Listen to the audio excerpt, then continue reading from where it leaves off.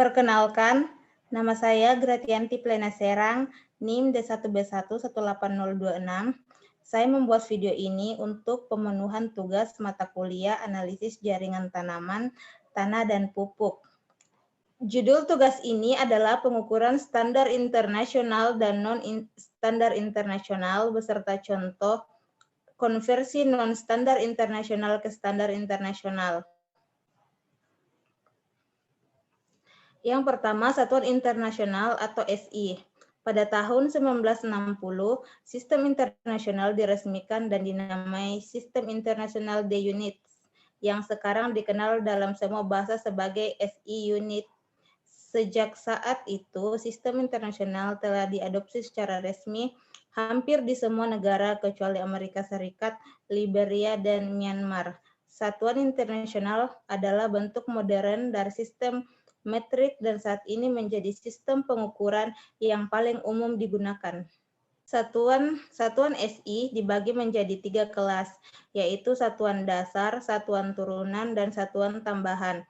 Satuan dasar ada 7, yaitu meter, kilogram, sekon, ampere, kelvin, mol, dan candela.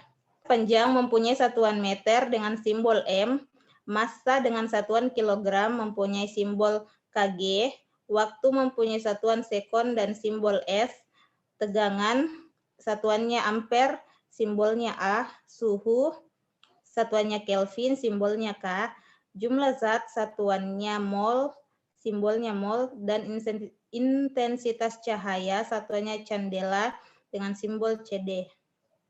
Satuan turunan adalah satuan yang diturunkan dari satuan dasar.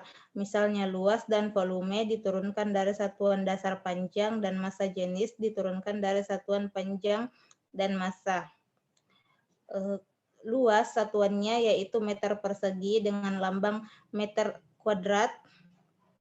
Volume satuannya meter kubik dengan lambang meter kubik, meter pangkat 3. Kecepatan satuannya meter per sekon dengan lambang meter per m per s. Gaya satuannya Newton dengan lambang N. Massa jenis satuannya kilogram per meter kubik. Lambangnya kg per meter pangkat 3. Daya satuannya watt, lambangnya W. Usaha satuannya joule dengan lambang J.